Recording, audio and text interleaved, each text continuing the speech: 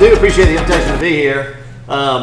It's good to see. I see a lot of faces I've kind of known for a while, Randy, and then I've known the Huddleston family for a long time. And Shannon and I actually served together on a advisory committee, the Rutherford County Ag Advisory Committee. So it's good to see some familiar faces out there. And I also want to thank you guys because about 20 years ago, I was sent on a Rotary exchange program to Provence, France. And it was I know a lot of you guys remember Mr. Slick Frazier. He's a friend of the family and a great man. But he kind of told me about it, and I interviewed and got to go. And I've got to tell a quick story about that because at the time I was working for the Tennessee Department of Agriculture, doing marketing for big Tennessee products and stuff like that. And so when you do this exchange, I went to Provence, which is the breadbasket of France, beautiful place to go. They match you up with people from your industry. So I was touring Provence. I went to vineyards. I went to this sheep farm at the base of the Alps, and I saw them move the sheep up in the mountains and all these farms and beautiful, vineyards. I was there with Jim Johnson was our Rotarian kind of chaperone. I know probably some of you guys know Jim. I think he served as the governor. Is that the term for the district person? Anyway, he worked for the Department of Revenue in Tennessee, and another person on the trip with us worked there. So while I was visiting these farms, they were in like these administration buildings learning about the French tax code. And the funniest thing he told me, I remember, is when I was telling him about visiting these vineyards and everything I'd got to experience, he was like, we were in the administration building of maybe, I don't know where it was, learning about the French tax code in French. And neither he nor Charles Wright, the other person, knew any French at all. So they were basically just doing that while I was having the time of my life. But it was really fun, and I really do mean that when I say how much I appreciate that opportunity. And I know that's probably an expensive project for you guys to fund, but at least from my perspective, it was really valuable to me, and I do appreciate it. A little bit about what we do. We try to represent the cattle producers in Tennessee. Best interest, do everything we can. So some of the figures I'll give you real quick. There's about 35,000 beef cattle producers in Tennessee. Only about 150 dairy producers in Tennessee. The dairy sector is shrinking fast. We went from 20,000 in the 80s to 150 now. Like everything else in the agriculture, really except for the beef cattle industry, it's gotten consolidated. There's a lot fewer. They're a lot bigger.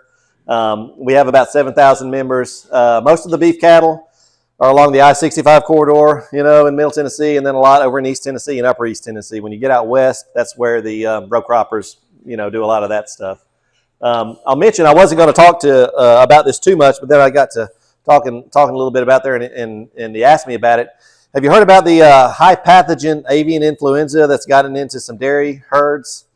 So that's a pretty big concern for the dairy industry particularly, but once that strain jumps from species birds to cattle, that's a pretty big concern for our entire industry, that it could spread from dairy to beef. That's not a big jump. And it's actually, I understand, there's been a farm worker on one of these dairy farms that tested positive for it. So it's also jumped from the species of the cows to the people. And disease mitigation, disease risks is one of the big things that we're concerned about in an industry where we have more movement. Cattle are moved constantly across the country. Equipment, it's not hard for these diseases to spread now. And of course, with bird flu, it's migratory birds carrying it around constantly. And the fact that this specific strain is able to jump from birds to cattle, which has not happened before in the U.S., it's something we're watching pretty closely and something we're pretty concerned about. You may not know, agriculture remains the number one industry in Tennessee. Forestry, soybeans, beef, and poultry are the big segments of that.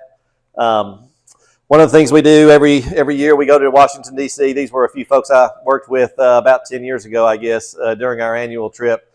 And we're going to be going back to D.C. here in just a couple of weeks. A lot of the stuff we're going to talk about is funding for disease surveillance and detection. Hoof and mouth disease is the big one we're concerned about. Anything that can spread quickly and easily amongst our cattle herds and cause loss of production or death is something we're worried about. Fake meat guidelines.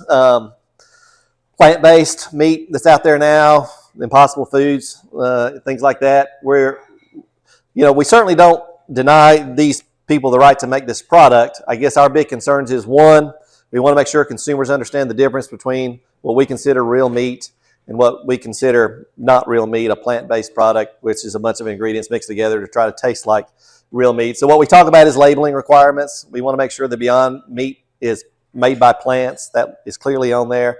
There's cell-cultured beef that is coming.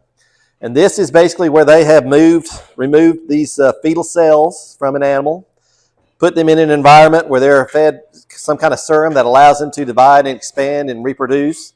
And they are working on producing meat from essentially a bat, a cell-cultured product that could be considered on a cellular level the same thing as what we raise on the farm. And I'm glad to see that face. That makes me happy when you see that, because that's how we feel. Once again, a cell-cultured product can be out there, but we want to make sure consumers know it's not what we raise on our farm. So we talk about labeling requirements, we talk about inspection requirements, we make sure hopefully consumers know the difference between what we're doing, which we feel is like the best product out there, and some of the other stuff that's coming out there. We do a monthly magazine for our membership. We have some discounts, relationships with suppliers and vendors and things like that. That's how we try to add value, because we're totally funded by our membership. We don't get checkoff funds. That's actually a different entity in Tennessee that does the Beef is What's for Dinner promotions and things like that. That's not who we are. I'll mention this really quickly. Just this slide reminds me to say this. One of our big wins as a Cattlemen's Association, where we felt like we added value, was in 2012. We had droughts in Tennessee late in the year, kind of like we did this past year. And Tennessee, according to USDA guidelines, our grazing period ended in November. So if we were designated as being in extreme drought, which is measured by USDA, they look at rainfall, precipitation totals compared to the average and have all these categories. If we were deemed in extreme drought, it meant we were eligible for federal funding, disaster relief funding. But if we were deemed in extreme drought after our normal grazing period ended, we weren't eligible for that money. So in 2012, we had a drought. The folks in Alabama, whose grazing period ended December 1st, they received disaster relief funding. The folks in Tennessee, whose grazing period supposedly ended November 1st, didn't receive it. And this was several millions of dollars, probably about $30 million in the state of Tennessee. So we talked to our representatives, we talked to the federal agents, we said, hey, Tennessee grazing period needs to be extended as well. That's not something that really resonates with people. Hey, you got our grazing period extended. But when you realize it allowed us to qualify for about $30 million in disaster assistance in 2012 and 13, and then this year we also had that late season drought where several counties were designated in extreme drought in 2023 in November, and another about $30 million went to our producers in Tennessee thanks to that change that we were able to lobby for. We do a lot of education for producers, beef quality assurance, how to give shots, how to handle beef. The BQA, that's showing where to give shots. Basically, we don't want shots to be given where there's valuable cuts of meat. We want to make sure we're adding as much value as we can to the carcass. Some of the stuff we do education-wise focuses on that. I always have to be careful when I'm talking to a crowd because I never know who's in the audience. But the reason we exist, is kind of because some of these folks exist. There's a Tennessee Vegetarian Association. There's a veggiedate.org.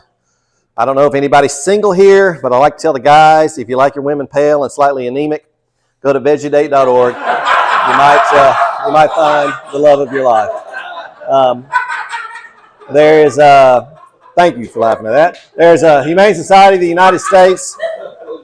This is not your local animal shelter. These are people that really focus on meatless Mondays and taking meat out of the school systems and things like that. So I would say, if you're a vegetarian, that's fine. We don't mind that. We just don't want you to mandate being a vegetarian to anybody else. We want to make sure everybody else has access to meat products and things on their menu in the school systems, in the government offices and things like that. We had an agriculture day on the Hill just a couple of weeks ago. This is last year's actually the date, but we had it a couple of weeks ago in Nashville. So we go downtown, we lobby for issues. We have some cattle on the legislative plaza there, along with horses, and all the industry groups come together to make sure our elected officials know who we are and what we do. Speciesism, I don't know if you guys have heard of that. That's kind of the new issue on college campuses, it seems like. We need to end speciesism. If you guys treat your cattle or your horses or your dogs different from you treat your kids, you're guilty of speciesism. So that's a new term we've got to learn. And then PETA, they are the crazy people that are out there. They're the really hardcore, anti-animal agriculture folks that are out there. And I removed this slide because I wasn't sure about the audience, but I kind of wish I'd kept it in here. Who knows one of the spokespersons for PETA? When I was growing up, we'd watch her run on the beach. Pamela Anderson. So one of Pamela Anderson's big issues is she feels like chickens and turkeys have been artificially bred to have naturally large breasts. And she can identify with these challenges, right? Because she knows what it's like to have those naturally large breasts. Makes it hard to walk and get around. So anyway, I had that slide in there. I removed it, but I guess you guys seem like you're okay. Youth programs. A lot of what we do is focus on the future, trying to make sure our youth have opportunities. One of our big issues is our Second Harvest Initiative. We've donated somewhere around 25,000 pounds of beef to the Second Harvest Food Bank. We buy steers at kids show steers and get awards and things like that. We buy them, have them processed, and donate the meat to Second Harvest. We get some partners. We also partner with Land Trust of Tennessee to try to protect our farmland, some things like that. We partner with the Fish and Wildlife and Natural Resource Conservation Service on some initiatives for clean water and funding for things like that. And then there's a Shooting Hunger backpack event that we help sponsor as well, where it's a play shoot that we hold across the state where teams enter and compete, and then we fund backpack programs in school systems. I'm going to mention this real quick, changes in agriculture. I'm going to quiz you guys. 1914, there were 25 million horses in the U.S. Today, there's about 9 million. I think we all know what happened to the horse equine industry with the automobile. In 1942, 55 million sheep in the U.S. Today, there's 5 million. Who knows what happened to the sheep industry? You got that pretty quick. Yeah. DuPont developed like nylon and synthetic fibers. And so a lot of the impetus or the value in raising sheep went away when the wool market went away. That's my daughter. She got some sheep for Christmas a few years ago. I like to show her off a few times. But, the plant-based meat revolution, their CEO predicted they would have that same impact on our industry, the cattle industry, when they developed their products, the Beyond Burger and Impossible Foods. But luckily, if you follow the stock market and whatnot, their stocks have really tanked, and they have not had the big impact on us we were afraid that they would. One of the big issues we do talk about is fake meat. You can see the label there. Just make sure consumers know exactly what they talk about. What we talk about is the dairy industry. They really messed up several years ago because we have almond milk on the shelf right next to real milk. Obviously, you can't milk an almond. It doesn't lactate. It shouldn't be on the shelf with real milk. But it is, and we wanted to make sure their products, if they're on the shelf, consumers will know immediately that is not real beef. That is not what we raise. A couple of issues nationally. We've had a lot of droughts out west. So we're at our lowest cattle herd in the U.S. since, about 70 years now. Droughts are really impacting our industry. The other side of that is, with so much supply gone and demand being strong, our individual cattle prices, what we're selling them for, has gone up quite a bit. You've probably seen it in the grocery store as well. And that's another issue we're concerned about, to be honest with you. I know we had chicken here today. A lot of your middle class consumers are moving away from beef products to chicken and pork just because it has gotten a lot more expensive compared to some of these other proteins. That's one of the things we're concerned about. The average age of producers in Tennessee is 58. Obviously, if you're not born, if you don't have land or access to a lot of capital, you're really not going to get in the cattle industry going forward. So that's another barrier that we're concerned about because we're losing a lot of our older farmers. I'll mention this bill at the top specifically. So Tennessee is the worst state in the country or the third worst in terms of losing farmland to development. They measure it based on growth and urban development and whatnot. So we're the third worst in terms of losing farmland loss. We're seeing huge solar projects coming into Tennessee. Obviously, around Murfreesboro, we know what's happening here with the growth and then with older farmers retiring. So there is a fund that Governor Lee, as part of his legislative package, to put some money in place, incentives to protect farmland.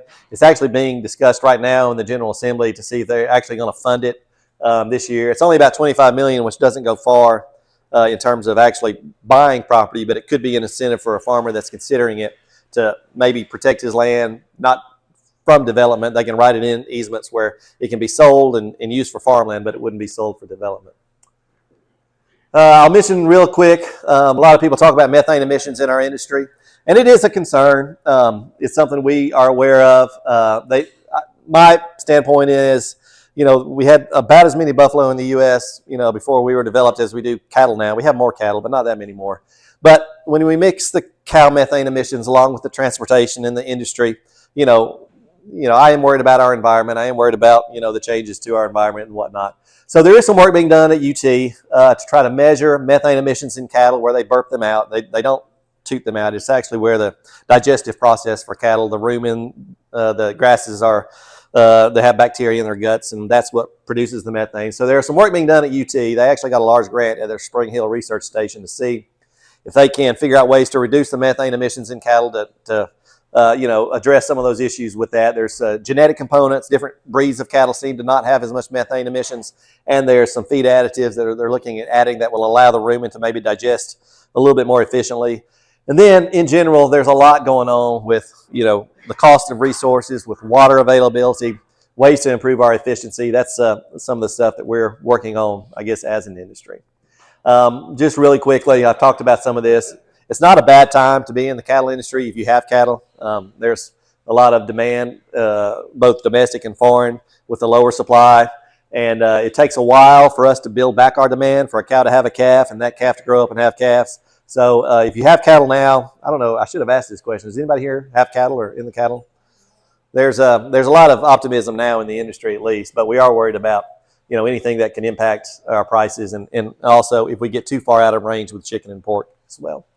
So that being said, I think I'm done. I know the storm's coming, but thank you again for letting me be here and talk to you guys. I do appreciate the opportunity and what you guys do as well. Yeah.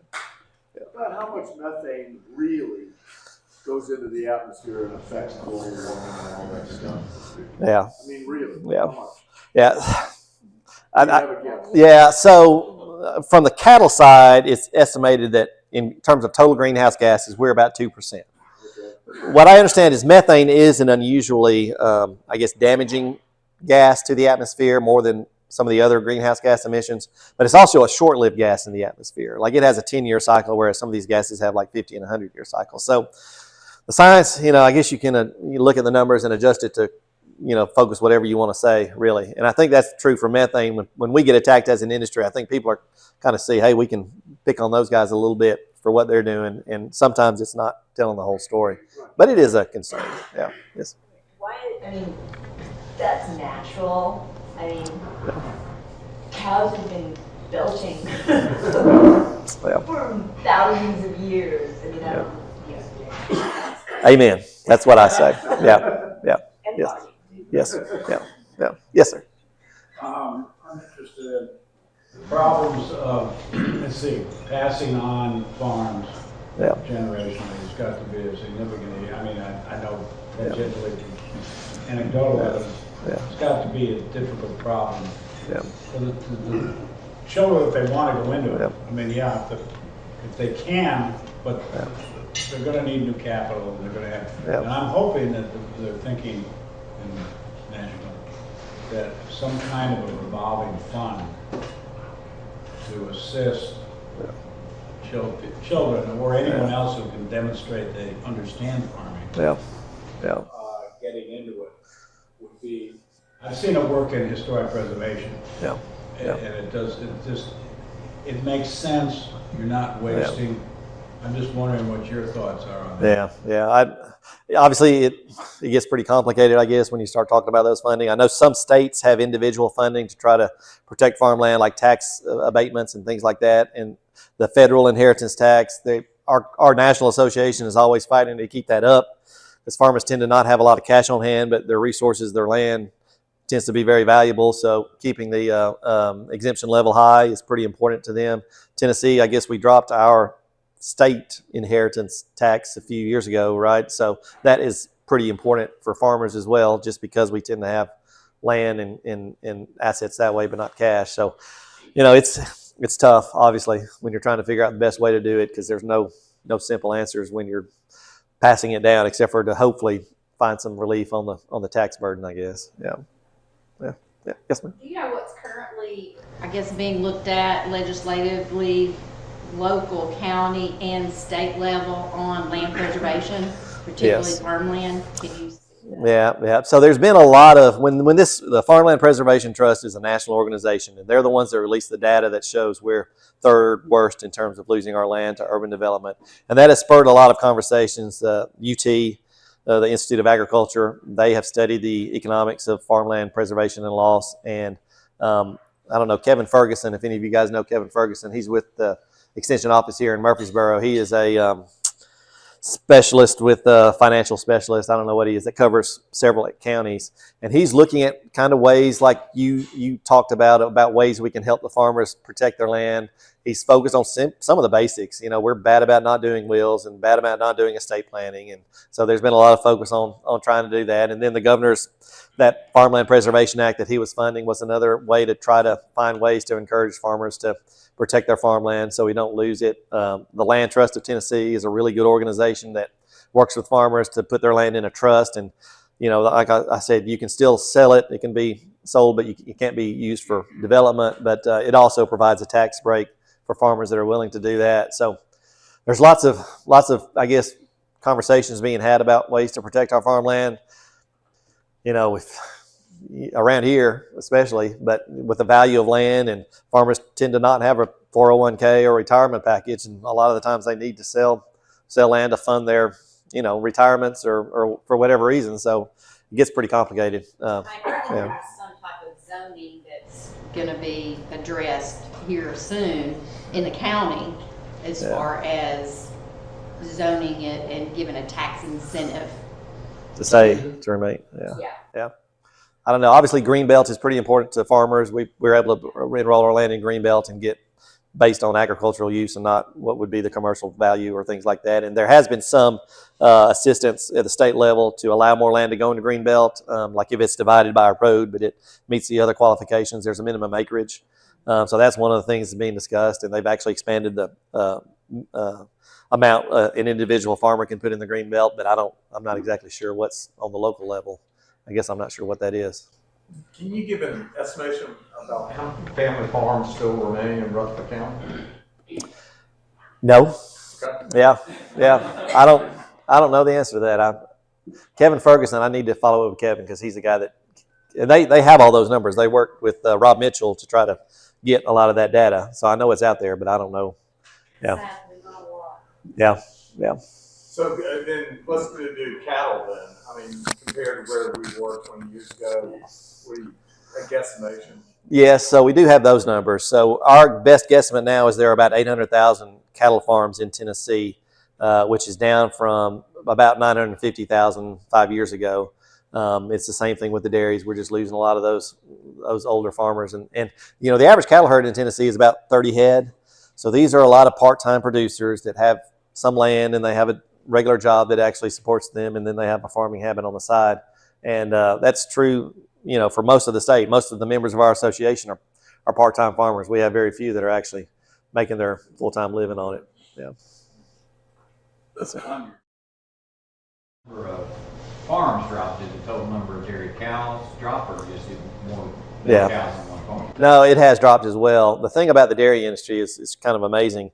I don't know the numbers, but the number of farms have dropped, the number of cows have dropped, but the actual production has remained pretty constant because they're really good at what they do in terms of the nutrition and the way they treat their cattle. And so milk production per animal has gone up. And also, honestly, I don't know about your household. I drank a lot of milk growing up. I don't drink as much as I used to, and neither do my kids. So milk demand is falling quite a bit too, I think. I don't think there's any dairies left in Rutherford County. MTSU. Tim, but other than MTSU. Yep, that's the only one. Tim Shirey, I think, was the last one. Yeah, I think that's right. Yep. Yes, sir. Charles, I'd like to switch gears now. For those of you who don't know where the Hord farm is, it starts at Bumpus Honda and goes to 840, and then it goes north from there and south from there. It's a huge farm and the home place was a Civil War hospital. It's a secret farm. So I would love for you to get off on some of that conversation. Plus, I remember your daddy sued the railroad and then about got killed when a train ran over him in an open cab tractor. So if you would just sort of switch over to some of that kind of stuff. Yeah, well, I will tell you, some would describe my dad as spirited, if that would be the nice way of putting it. Some would describe him in other language, but he had a lot of fights. He had fights with the railroad. It's kind of funny. I don't know, I hate to take up too much time, but your history, you know, when the railroad came through Tennessee, it was my great-great-great-grandfather's farm then, and he was so mad at the railroad, he fought them over coming through his land, and they ended up actually taking a bigger easement because he fought them. And then he tried to sell the farm because it was coming through, and he wasn't able to sell it. But that's really the reason the Battle of Stones River took place here, right, because of the railroad. So there's a lot of interconnecting history there. And then when the battle was fought, the Union soldiers came and took took our families home and used it as the main field hospital. So somewhere around 10,000 or 12,000 casualties, either on the lawn or in the house. We can pull back the carpet and still see the blood stains on the floor. My brother lives there now. I live next door to the old house. But anyway, so yeah, we've got a lot of deep history there. And my dad doesn't like the railroad. He never did.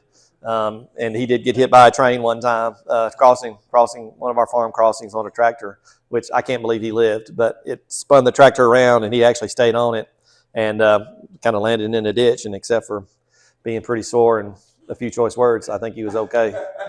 Yeah. Yeah. I was going to ask you to talk a minute about, back to the cattle thing. There was a bill that came through the legislation a few weeks ago about the concern is that all of our food, cattle, produce is being vaccinated. Bill Gates said a few months ago that the desire was that eventually we will be eating our vaccines.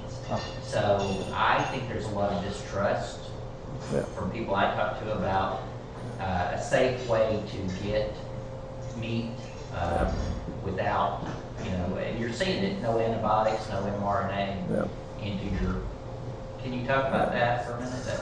Yes, so there were several bills. One which passed from Sapiki, I think, was about if food had any kind of potential vaccine in it, it had to be identified, I think, or labeled or something, and that one passed. There was another bill about mRNA vaccinations that if you use it, that meat has to be labeled differently or has some kind of specific label. And then there was another one about creating a list of genetically modified vaccines that would be available for consumers or whatnot. And those two bills both got, I think one of them failed in committee and one of them got sent to summer study, which means basically it's an issue they want to look at more before they bring it back up for the next general session. And it's a pretty complicated issue for us. I will say one thing is currently there are no mRNA vaccines available for cattle. So we are not using that technology. I do think it probably will be used in the future because I understand it's some of the science is over my head, but the mRNA, the DNA stuff is the platform that viruses will use to take that vaccine into our bodies to create that immune response. And so if we have a disease outbreak like hoof and mouth disease, one of the things that makes it so complicated is because there are several strains of it, like there are several strains of COVID and several strains of the flu and things like that. So getting a vaccine in place quickly that cattle producers could use to vaccinate before this disease that spreads very quickly spreads is going to be a challenge. And that's where mRNA kind of comes in because I understand they can quickly identify a new strain and reproduce that vaccine using mRNA technology. So it's not something we are opposed to at the state level. Our feelings are the federal guidelines should take place, and we don't want states creating their own rules or regulations regarding vaccine usage because we feel like individual cattle producers should be able to make that decision. If you want to raise organic cattle or cattle with no vaccinations or no mRNA vaccines, you can certainly do that. We just don't want it legislated where our producers can make their own decisions. Yeah. All right. Well, thanks again. I enjoyed it. Yeah.